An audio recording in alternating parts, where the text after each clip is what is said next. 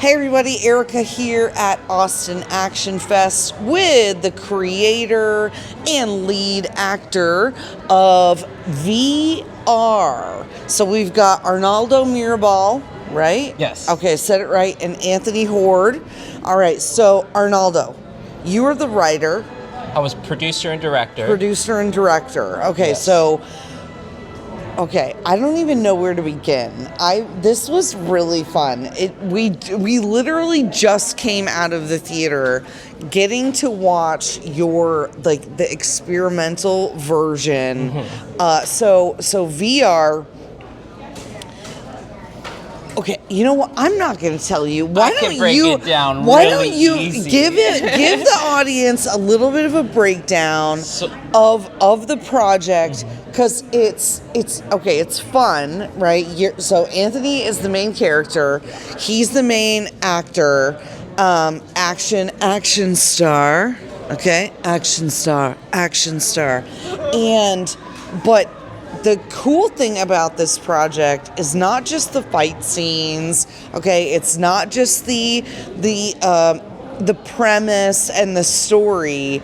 It's the way that you shot the project. That's like one of the really magical things about it. So, so give the audience a little bit of a premise for the story, and then I want you to tell them about how you shot the virtual reality differently than the reality. Definitely, my pleasure. Okay. So VR is about a story of a man down on his luck who comes across a VR headset that takes him into a reality where he and his girlfriend are secret agents. Yes. And he must figure out the real world to save his life. But one of the things that we did different versus some other films is that we played around with frame rate. Yes. And so we shot one reality in the cinematic frame rate of 24 FPS. Yeah, so that's what. So the audience. This is we're gonna getting a little technical This is how here. the sausage is made, you guys. Okay, so your average movie when you go to, your AMC's or you go see the big blockbusters, whatever. It's 24 frames per second. It's what makes it cinematic motion to be true to real life. Right, so you don't get the blur or the whatever. It's kind of the standard, right? Definitely. We've trained our eyes so much, watching films, all these decades that, Yes. when we watch a movie, it feels cinematic, and that's such a big part of it, is the frame rate. So the different, people, if you have ever watched a soap opera, right? That is on TV. That's shot at the higher frame rate. It looks cleaner. It looks almost too crisper, right? It's a little bit whatever. But then when you go to the movies, and some people call it grain, right? Some people might call it grainy or whatever. But that's what a typical movie is. Okay, so keep going. And so we decided to also shoot at a high frame rate, this time at 120 FPS. Ooh. So much faster. Way faster. But what makes that different from other types of film is the motion is smooth. Yes. Almost too smooth and uncomfortably real. Yeah. It's very clean, very crisp looking, right? It really puts those people really in the room, where with a film you're kind of looking into a window into another world, where the high frame rate is like opening up that window. Ooh, I like the way that you've put And that. so- The way that you framed that. Okay, sorry for the pun. Okay. So Ang Lee is a director that has been playing around with high frame rate with Billy Lynn's Halftime Walk and Gemini Man. And it's one of those things that if you've seen that movie at high frame rate, it's again uncomfortably real. And Right. It's one of those things that I'm not sure about doing it for a whole film. Yeah. What about an effect? A way to differentiate worlds, a reality and a hyper reality. Okay. Then I think you can have an interesting concept.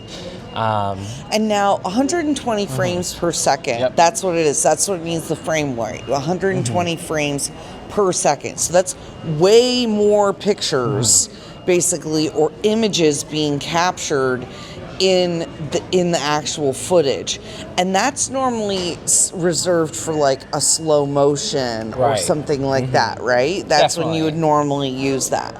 Okay, so keep going. Yeah, and so once it got down to like the technical part, like it was, you know, whether the camera was able to do it and how we were going to go into post and edit it. And, you know, by shooting at 120, that also allowed us to have a 24p version of the film for those festivals that can play it at that cinematic frame rate. Ooh. But we had a wonderful opportunity here to play it at the true frame rate. We mastered it at 60p, and I think it played really well. It looked so good. I was like, I don't know what's real. I am so confused right now. I think this is so cool. And you, what was it like? Was it any different for you as an actor in the way that you had to interact with the camera or the action or any of that kind of stuff? As an actor being on set, no, I don't think it really affected much, but just knowing kind of playing into the world what is real and what is not, and the confusion the character had to play out within himself, I think was just cool to know in the back of my head what was going to be high frame rate versus what's not. And even then, I do believe on set you didn't clearly let me know fully. You just, like, you allowed me to use that as a tool, but you didn't let me, like, know what was reality. So essentially that spinning top at the end of Inception, it was spinning for me, and it never wobbled until we kind of got here and got to see it for the first time. So that was really cool. Yeah. I was like, okay,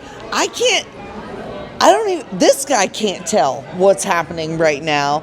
You acted that super well. That was really, really fun. Yeah. It was really clear that, like, how much fun was this to make? I would say it was very stressful. I mean, up until we started, until we got the ball rolling, it was pretty stressful. So, you know, to talk a little bit about, you know, production, Anthony came in last minute as our lead.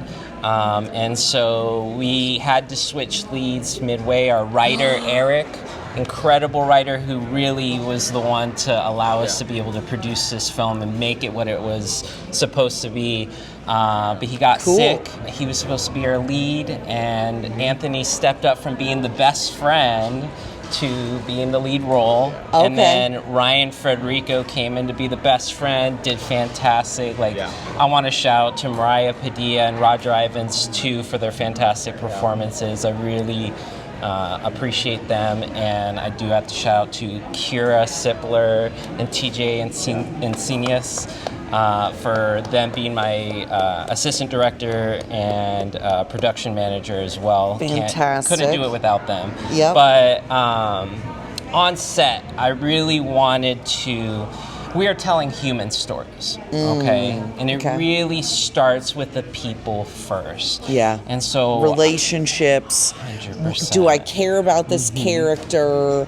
Why do I care about this character? Well, what is it meaningful? You got to take care of your people. You know, there's so many people coming from so many different backgrounds coming together to tell a story. Yeah. And if you take care of those people, then you can do something cool. And I think we did something really cool. Dude, really cool. Absolutely cool. And I think one of the coolest things is seeing it in the movie theater today. Oh my goodness. We've seen it in so many formats, so many teases, but today has been like the ultimate viewing experience. That was so cool. Yeah, when you get to see your project on the big screen and in the way that you envisioned it, it is so different because you've got the sound effects, the bass lines, all of the you're immersed in it instead of just like watching it on your computer or something like that. And so I think it's so interesting. The common theme that we have heard from all of the filmmakers so far today is find competent people that you can trust to help with your project, and your vision will come to life. And so the fact that you had that disruption and you were still able to pull it together says that you did a really good job assembling a really good team. They were an amazing team, and I couldn't have done it without them. love the team, everybody who, you know, put their hard work into it and love, like, their passion. I wanted to empower people and let them, you know, show their skills, and it was really rewarding to be able to do that for them. That's awesome. If I could add. Yeah. If I could add. Yeah. I just want to say that this guy, for real, I auditioned to be, like you said, the best friend, and when this terrible news came through and wanted to talk about me taking the lead, I told him we should talk first. And the fact that he wanted to talk, the fact that we wanted to take it slow, get to know each other, have a whole hour and a half of just the complications that we're going to face going forward. Are you okay with that? And so we took a risk together, and that's what he means by taking care of your people. He made sure that I was comfortable going forward and not just doing it just to do it. So well, and you have some intimate scenes too. Yeah. And so I can tell you, as the wife of an actor, I do not like seeing any woman put their hands on my man. Okay? And so they talk a lot on screen or in film about having an intimacy coach, or like, you know, what it's like to be in that situation. So can you speak to the audience a little bit about what it was like to, like, prepare for those scenes? And or Arnaldo, I think you could. Yeah, so one of the very first things we did after getting the script was hiring an intimacy scene coordinator. Before we even got, you know, Kira and TJ involved, that was like one of the first moves we did. And that's so smart. And so we wanted to, again, take care of our people, Mariah and Anthony, make sure that they were comfortable. And I think that's really important and something that a lot of people do not think about, especially when it comes to that. I think that's really we're gonna key. cut corners. We're gonna overlook things. We're not gonna worry about stuff. So, are you in a relationship? Do you have a girlfriend or a wife? Or Yeah, I do have a wife. okay, and so has she seen it yet? I don't believe she's seen it, and I don't know if we really need to see it together. I still close my eyes. I still squirm in my chair when it happens. On set, I was asking for breath mint, and they were so professional though. Yeah. It was just technical the way we filmed it. It was not as intimate as you would think it is. And this we is like had every blindfold and everything. Like, Yeah. not blindfold. What am I saying? No, but like, you know, we were giving each other respectful distances. Well, and it's not like, it was not a sex scene, so, you know, you guys can go see this. It's like PG-13. But it's still like, I would be so awkward if I had to kiss someone other than my husband. I think I would be like, ugh. You know, but you guys handled it super well. It was very tasteful. I love that you hired an intimacy coordinator. This is what we're talking about when we say taking care of your people. Because if they learn that they can trust you, right, then they can go to the end with you. They're going to give you the performance that they want, or that you want, that will sell it to the audience. Because I was like, yeah, dude, this is weird. Like, because there's so many, it's like layers, levels to it right? all. I love it. Jared, I had our camera op Jared on me, and so every time I'm looking into the lens or looking off to the lens, just know, Jared, we had a good time. There's a lot of POV shots. So. Yes. Oh my gosh, it's so VR, cool. right? Yes. To be expected. So you're doing all this stuff. Who was your stunt coordinator? Who did your stunts Gary and fight Choi. choreography? Yeah, Rising Rising Star stunt team out of New Mexico. All right. They are a fantastic crew. Another shout out to some incredible people. Yes. Who, you know, I empowered him to be able to show me what he could do. I mean, he came up with a meat shield. Like, watch the film and you'll find out what that means. Okay, so can people watch this right now? Is it available to see? So we're still doing a film festival run. Okay, the circuit. We're doing the circuit. There have been some film festivals online, so keep a lookout for when we're going to be posting that. Okay. VRthemovie.com and Facebook.com/VRthemovieofficial. Okay, so that's where they can go And follow. learn more, follow, see what's up. You can buy an online ticket to Austin Action Festival. That's going to be huge. Okay, so you can watch get a it ticket. at high frame rate online. Dude, it's super dope. It is worth buying the festival ticket just to watch their project, okay? Seriously, I mean, they're all good. You get literally like hours and hours and hours of amazing projects, shorts, features, and you get to go see it right now. AustinActionFest.com or AustinActionFest.com. Okay, so what, now where can they follow you guys? And individually tell the audience where they can find you guys if they want to hire you for a project. So I'm on Instagram at arnaldo.mirabal. Okay. And I live in New Mexico, and I love to be able to produce, direct, cinematography, edit, like all the hats.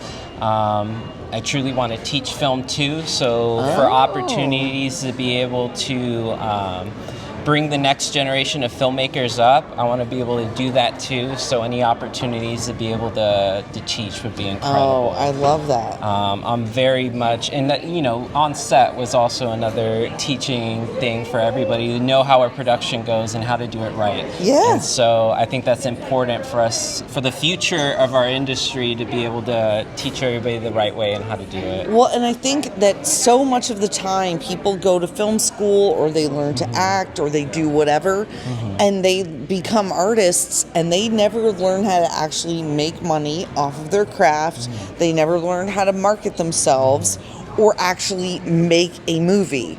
And so that's one of our big goals with Austin Action Fest is we are Austin Action Fest and market. So we want you to get distribution. We have distributors. We want you to educate yourself. We want you to learn the business. It's called show business, y'all. And as our friend Jennifer Hutchins likes to say, there's more letters in business than show, okay? Yes. Absolutely. All right. So, okay, where can they find you, Anthony? You can find me at my email, anthony.hord93@gmail.com. I recently deleted all my socials. Yeah, I deleted them all because they were just taking so much of my time. Oh, it's so and much. And now I've gotten them back, but I'm more or less just kind of consuming, if you will, commenting. But if But anything, if they want to actually hire you. if they want to hire me, yeah, just, you've seen this work, right? Yeah. So you'll see more. Email. You'll see other stuff. Email. But yeah. All right. Awesome. Okay. I'm going to throw my email in there just in case. Do it. Info@arnaldomirabal.com. Ooh, spell it.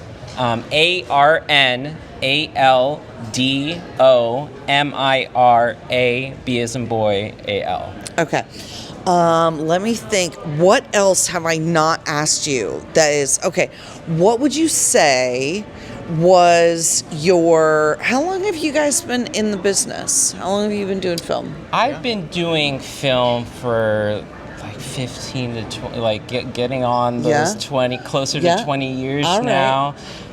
Just doing a lot of my own projects. I did study film at the University of Central Florida. Go Knights. And then moved to New Mexico for the film market. And so just trying to take the opportunities there while I have it. Yeah. All right. So why don't you share if you had one opportunity to go back and tell our old you, when you were just getting started, when you were in film school and you were studying, what is the one thing you would tell yourself if you could, had the dial of destiny and could go back in time?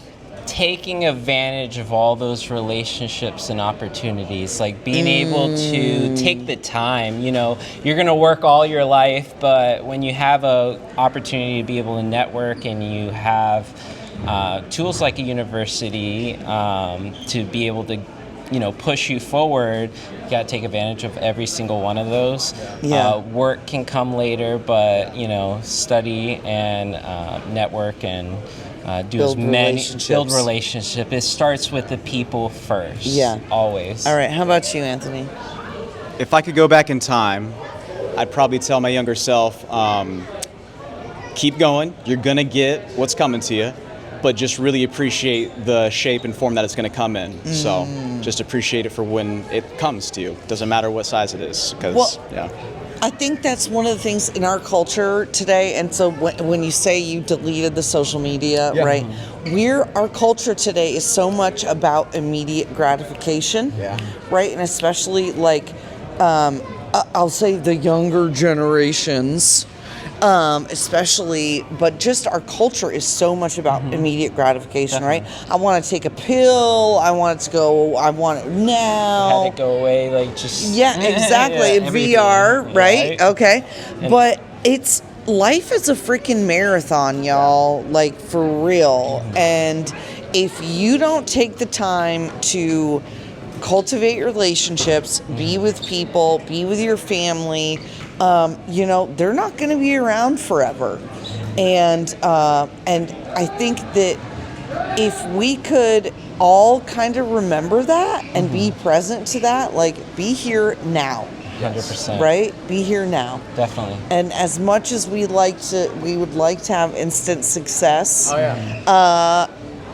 it just doesn't normally work that way. Like, how long did, oh my God, why is my brain being silly? The actor, comedian that did, oh my God, oh my brain, you guys. The Pet Detective. Oh my God. Jim Carrey. Lord help me today. See, Good golly. Liar Liar is so underrated. Like that was Cable Guy. That guy was talking about how long he had to live in his car. He sacrificed so much for his craft. He was living in his car. He did not care. He was willing to sacrifice. And I'm not saying you need to do that to go be successful, but just to understand that this is not an easy business. And you have to want it. Yeah. You have to love it. You have to be passionate about it. This is not casual. It's not going to be handed to you. You definitely need to take the actions to, pun intended, to Action Festival. You got to take the actions to be able to move forward and do what you really want to do. Yeah. You got to take action. I love it. Okay, what am I forgetting? Is there anything else you just like burning desire that you have to tell the audience? Please watch VR when you get that opportunity, and then see us next year for Art of War. Ooh. Yes, it needs to come out. All right. It's one of those things that it's sat too long. I think this film festival is such a fantastic fit. Yeah. So come see us next year with Art of War. Oh, I like it. I like it. Yeah, you guys, action movies do not get enough opportunity to get shine in the marketplace. They're often really overlooked, and not taken seriously, because a lot of film festivals, people don't understand. They're really like, oh, drama and like, oh, feelings. And so I feel like action movies actually do not, at regular film festivals, not at Austin Action Fest Market, but at regular film festivals, action movies do not get the opportunity to shine like they do here. So, all right, Art of War next year. Art of War next year, and just another thank you to Austin Action Fest. Like, what an incredible experience, and the people here have been fantastic, and so I want to thank you. Oh, thank you. Yeah, appreciate your time. Shout out to Benjamin Nathaniel Reddick II. What a great guy. He did fantastic. Yeah, he is. There's a reason I married him. That's all I'm saying. Ben's got dance moves. I'm just going to say it. Ben's got some good dance moves. Oh, that's right. Yeah. A little bit last night. Right. Yes, he is super talented. Look at how handsome he is. Hell yeah. All right. Wait, what? Wait, what? Can I tell them? Best stunt and best actor winners. Get out of town. Wait. Get out of town, bro.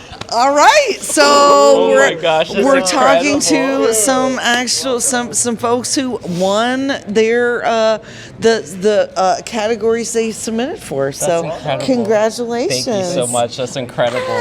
Again, thank you to all the people who really made this happen, and for us and Action Fest to be able to host this too. All right. Just amazing. All right, cool. What you got? Yes, please. This is just to encourage people too. So going back to like drama versus action, I just think, if you're a young person out there trying to make an action film, keep in mind the feeling that you're getting when you're making it and watching it, because the editing, all the technical stuff, is just, once you know the rules, you'll be able to break them and people will just love it. All right. So you're aiming to get those hands in the air, those big moments of jaw dropping action. That's how it happens. Is if it's wowing you, it'll wow the audience. So keep that in mind and just enjoy yourself. Okay. Amen. Yeah. I love it. All right. Thanks, guys. Thanks. All right. Bye, everybody. Bye. Thank you.